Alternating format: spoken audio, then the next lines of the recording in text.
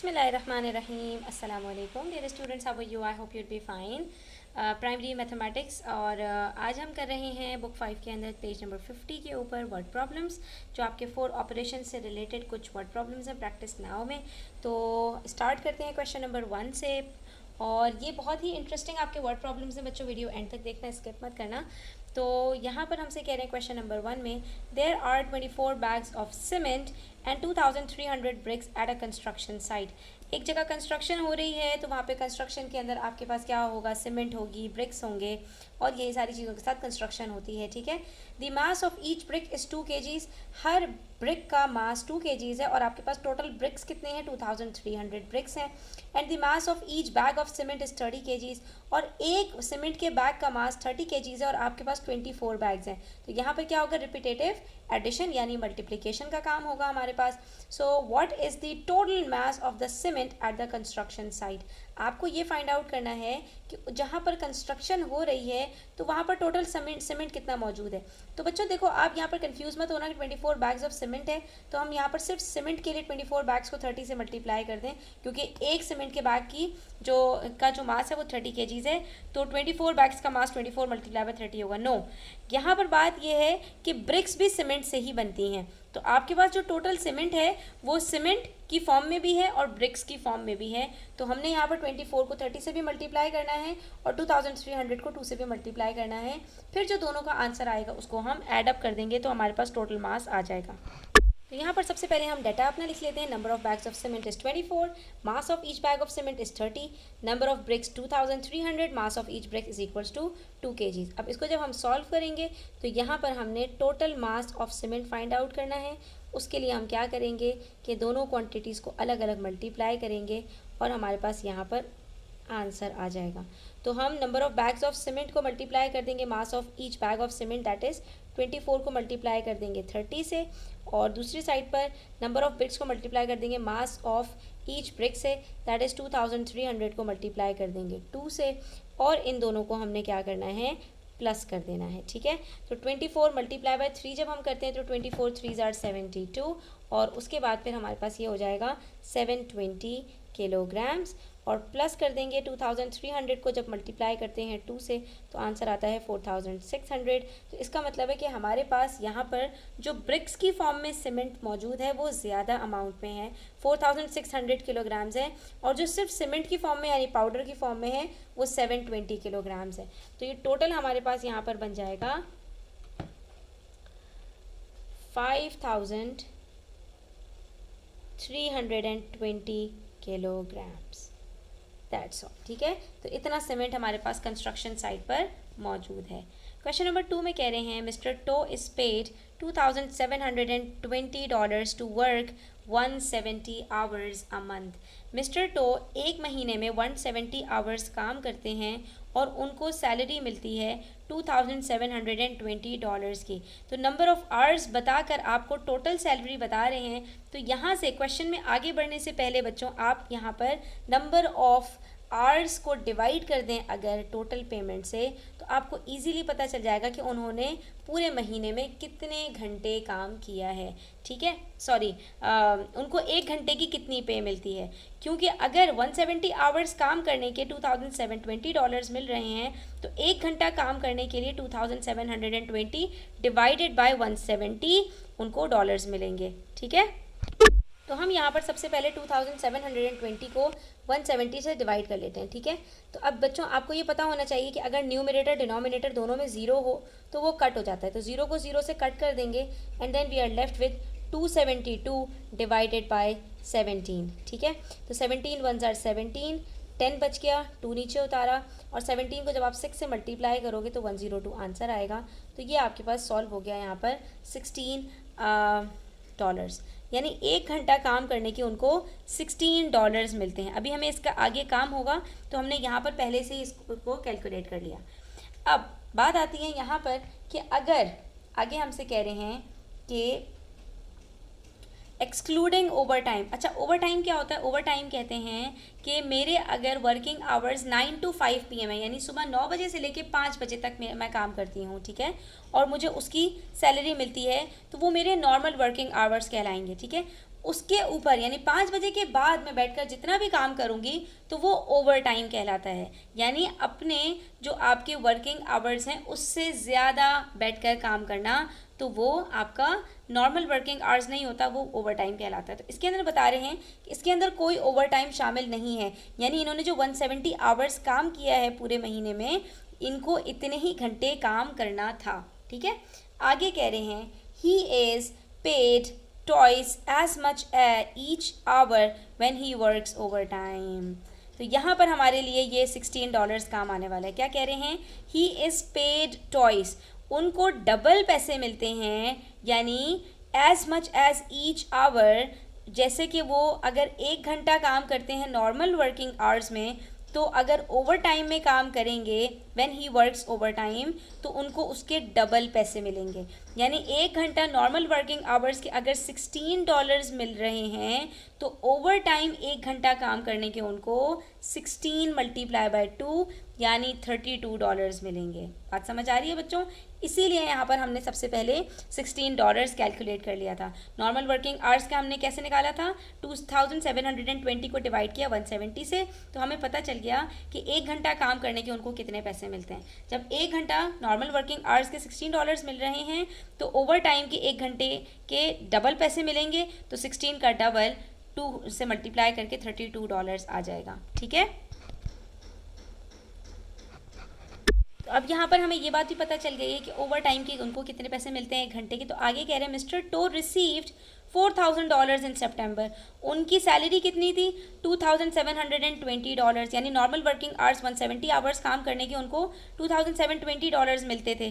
ठीक है, लेकिन इस महीने उनको कितने पैसे मिले? 4,000 रुपीज़। इसका मतलब है कि 2,720 से ज़्यादा जितने पैसे उनको मिले हैं, 4,000 में से माइनस करके हम इजीली कैलकुलेट कर सकते हैं कि कितने पैसे उनको नॉर्मल वर्किंग आवर्स से ज़्यादा के मिले हैं। तो ये सारे के सारे पैसे उनके ओवर टाइम के होंगे, यानी 170 आवर्स से ज़्यादा उन्होंने जितने घंटे काम किया होगा, वो सारे के सारे पैसे इनके इसके अंदर ओवर टाइम के होंगे। ठीक है, क्योंकि नॉर्मल वर्किंग आवर्स तो उनके 170 थे और उसके उनको पेमेंट $2,720 मिलती है, लेकिन उन्होंने तो 4,000 रुपीज़ अर्न किए हैं। इसका मतलब है कि उन्होंने 2,720 से जितने ज़्यादा पैसे अर्न किए हैं, वो सारे के सारे ओवर टाइम के पैसे हैं। ठीक है, तो हम यहाँ से माइनस करके ओवर टाइम के टोटल पैसे भी निकाल लेंगे, और यहाँ 16 को 2 से मल्टीप्लाई करके 1 घंटे के ओवर टाइम के पैसे भी निकाल लेंगे। अब अगर मुझे ये पता चल जाए कि 1 घंटे के ओवर टाइम के $32 मिल रहे हैं और टोटल ओवर टाइम के उनको जो पैसे मिले हैं वो 4,000 माइनस $220 हैं, तो यहाँ से मुझे ये कैलकुलेट करना हो कि कितने घंटे उन्होंने ओवर टाइम काम किया है। तो ये मैं इजीली कैलकुलेट कर दूंगी। टोटल ओवर टाइम की जो सैलरी है उसको डिवाइड कर दूंगी सैलरी पर आवर से, तो हमारे पास यहाँ पर ओवर टाइम के वर्किंग आवर्स कैलकुलेट हो जाएंगे। और यही हमारे पास क्वेश्चन में रिक्वायर्ड है कि how many hours of overtime did he work in September. तो बताइए उन्होंने सितंबर में कितने घंटे ओवर टाइम किया था। तो देखिए इसकी वर्किंग्स कैसे करेंगे हम। सबसे पहले हमने सैलरी ऑफ अ मंथ बता दिया, जो क्वेश्चन में गिवन था $2,720 की उनकी सैलरी है। ठीक है, नंबर ऑफ वर्किंग आवर्स कितने हैं? 170। तो यहाँ से हमने सबसे पहले इन दोनों को डिवाइड करके नॉर्मल वर्किंग आवर्स की सैलरी निकाल ली कि 1 घंटे की उनको नॉर्मल वर्किंग आवर्स के कितने पैसे मिलते हैं। ठीक है, ये सारी की सारी रिवर्स वर्किंग हो रही है। अभी तक आपको क्या होता था, अभी आपको ये बता दिया जाता था कि इतने घंटे काम किया है, 1 घंटे की सैलरी बताओ, टोटल सैलरी कितनी बनेगी। ठीक है, इतने घंटे जो है वो ओवर टाइम है और 1 घंटे के इतने पैसे मिलते हैं, तो बताइए टोटल ओवर टाइम के पैसे कितने होंगे। और फिर आपसे पूछते थे कि ओवर टाइम और नॉर्मल वर्किंग आवर्स को मिलाकर कितने होंगे। अब सारी की सारी उल्टी वर्किंग्स की आपको टोटल पैसे बता दिए कि टोटल जो पैसे मिले हैं पूरे महीने के 4,000 हैं, उसमें से $2,720 नॉर्मल वर्किंग आवर्स के पैसे हैं। तो सबसे पहले हमने यहाँ पर स्प्लिट किया 4,000 को 2 पार्ट्स में कि अगर 4,000 में से $2,720 नॉर्मल वर्किंग आवर्स के पैसे हैं, तो बाकी के जितने पैसे हैं यानी 4,000 माइनस $270 वो सारे के सारे ओवर टाइम के पैसे हैं। तो हमने सबसे पहले 2 पार्ट्स किए 4,000 के, जिसमें से एक पार्ट आपको ऑलरेडी क्वेश्चन में गिवन था और दूसरा पार्ट हमने यहाँ से कैलकुलेट कर लिया कि भाई ओवर टाइम के उनको टोटल पैसे कितने मिले हैं। ठीक है, अब ओवर टाइम के टोटल पैसे पता करने के बाद अगर हमें ये पता चल जाए कि उनको 1 घंटे ओवर टाइम काम करने के कितने पैसे मिलते हैं, तो हम इन दोनों को डिवाइड करके number of over time hours calculate कर सकते हैं। ठीक है, तो एक क्वांटिटी हमें पता चल चुकी है 4000 को 2720 से माइनस करके दूसरी क्वांटिटी हमें पता लगानी है कि 1 घंटा नॉर्मल वर्किंग आवर के पैसे कितने मिलते हैं। उसको जब डबल करेंगे तो 1 घंटा ओवर टाइम के पैसे हमें पता चल जाएंगे। इसीलिए हमने सैलरी पर आवर निकाला पहले, और फिर जब उसको मल्टीप्लाई किया 2 से तो हमें 1 घंटा ओवर टाइम काम करने के पैसे भी पता चल गए।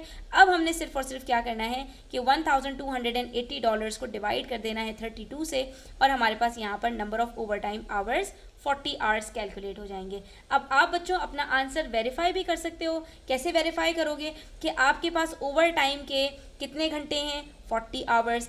1 घंटा ओवर टाइम काम करने के कितने पैसे मिलते हैं, 32। तो जब आप 40 को 32 से मल्टीप्लाई करोगे आपके पास आंसर 1280 आ जाएगा। यानी ओवर टाइम के उन्होंने पैसे कितने कमाए हैं, 1280। इसी तरह से नॉर्मल वर्किंग आवर्स की बात करें कि 1 घंटा काम करने के कितने पैसे मिलते हैं, $16।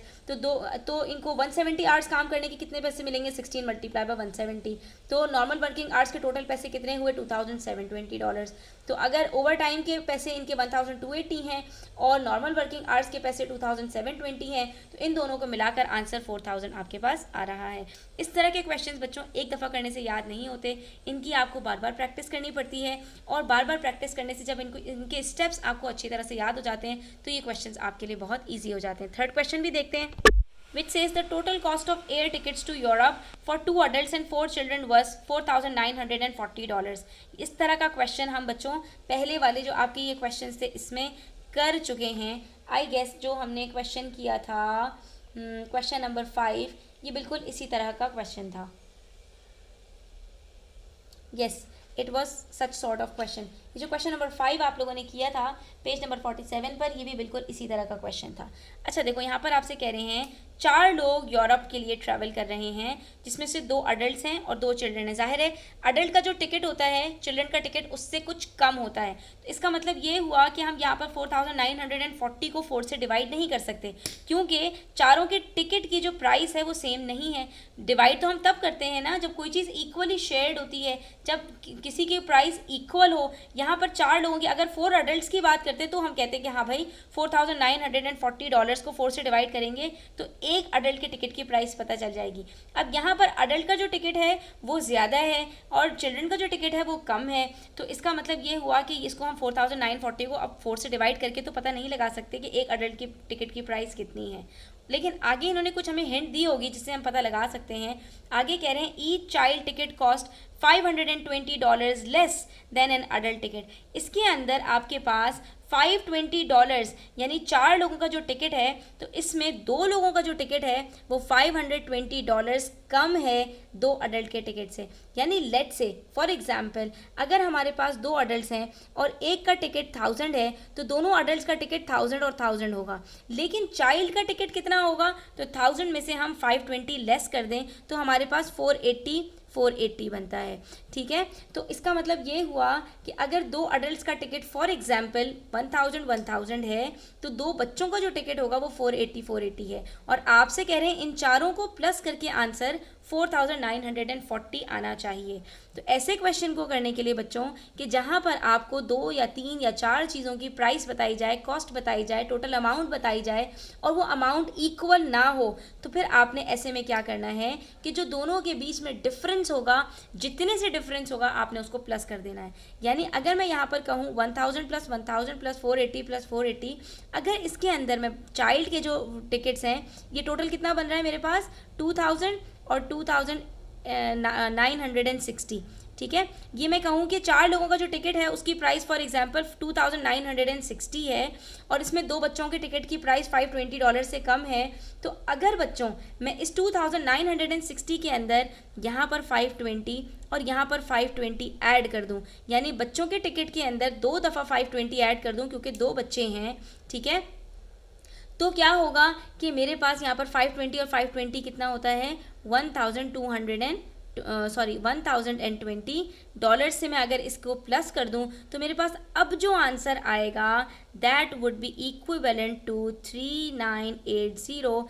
इसको अब जब मैं 4 से डिवाइड करूंगी तो फिर मेरे पास जो आंसर आएगा वो बिल्कुल बराबर होगा। ठीक है, अच्छा ये 5020 को जब हम ऐड कर रहे हैं तो ये 1000 बनेगा। ठीक है, तो ये टोटल हमारे पास प्राइस बनेगी 2960 प्लस 1000 से 3960। ठीक है, सॉरी स्टूडेंट्स, अगर 520 हम ऐड कर रहे हैं तो ये $1040 बनेगा, ठीक है। और 1040 को जब आप प्लस करेंगे 2960 से, तो आपके पास यहाँ पर आंसर आ जाएगा 4000।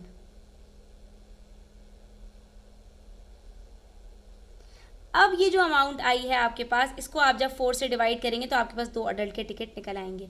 तो यहाँ पर भी हमने यही करना है बच्चों कि 2 अडल्ट और 4 चिल्ड्रन के टिकट की बात हो रही है, और चारों बच्चों का जो टिकट है वो $520 से कम है, और सबके अमाउंट मिलाकर $4940 बन रहे हैं। तो हम क्या करेंगे, जो 4 बच्चे हैं उनके अंदर हम 520 ऐड कर देंगे। तो 520 को अगर 4 से मल्टीप्लाई कर दूं मैं, तो अब जो मेरे पास टिकट्स बनेंगे वो जो कॉस्ट आएगी 4950 में प्लस करके, वो 6 अडल्ट के टिकट के बराबर कॉस्ट होगी। तो बच्चों आपने बस सिर्फ इसके अंदर एक चीज़ गौर से देखनी है कि आपके पास ये 6 लोगों का टिकट $4940 का है, जिसमें 2 अडल्ट टिकट बराबर हैं, और चिल्ड्रन के जो टिकट्स हैं ये आपके पास $520 से कम हैं।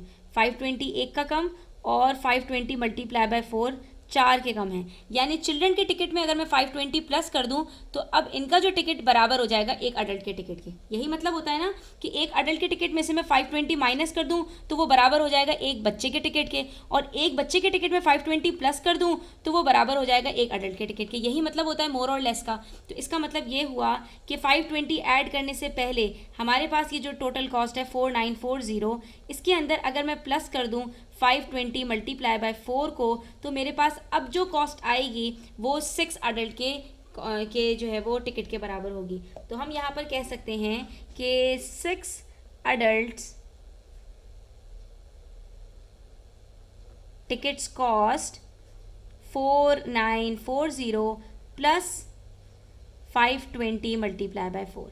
हमें यहाँ पर सिर्फ और सिर्फ 520 को 4 से मल्टीप्लाई करना है, तो हमारे पास यहाँ पर जो आंसर आएगा बच्चों, वो आंसर हमारे पास, अब जब हम इसको प्लस कर देंगे 4940 के साथ, तो ये हमारे पास 6 अडल्ट के टिकट के बराबर हो जाएगी। तो यहाँ पर है 4940 प्लस 2080। अब आपने इन दोनों को प्लस करना है और आपके पास यहाँ पर आंसर आ जाएगा कि 6 अडल्ट का टिकट कितने के बराबर होगा। It would be $7020। अब ये क्योंकि अमाउंट जो है वो 6 अडल्ट के टिकट्स के बराबर है, तो एक अडल्ट का टिकट कितना होगा, 1 अडल्ट टिकट्स कॉस्ट 7020 को अब आप डिवाइड कर सकते हैं 6 के साथ। अब जब आप इसको 6 से डिवाइड करेंगे तो आपके पास आंसर आ जाएगा $1170, ठीक है। और एक बच्चे का जो टिकट था वो $520 कम था, तो एक चाइल्ड का जो टिकट होगा दैट वुड बी $650।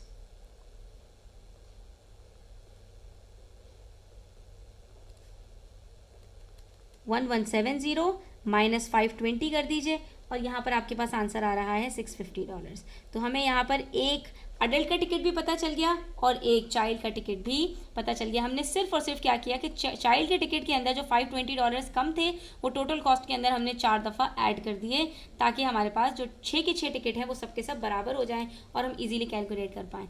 आप अपने आंसर को यहाँ पर वेरीफाई भी कर सकते हो। आपके पास 2 अडल्ट के टिकट्स हैं, तो आपने 1170 को आपने मल्टीप्लाई करना है 2 के साथ, ठीक है। तो आपके पास यहाँ पर 2 अडल्ट के टिकट कितने के हो जाएंगे, 2340 के, ठीक है।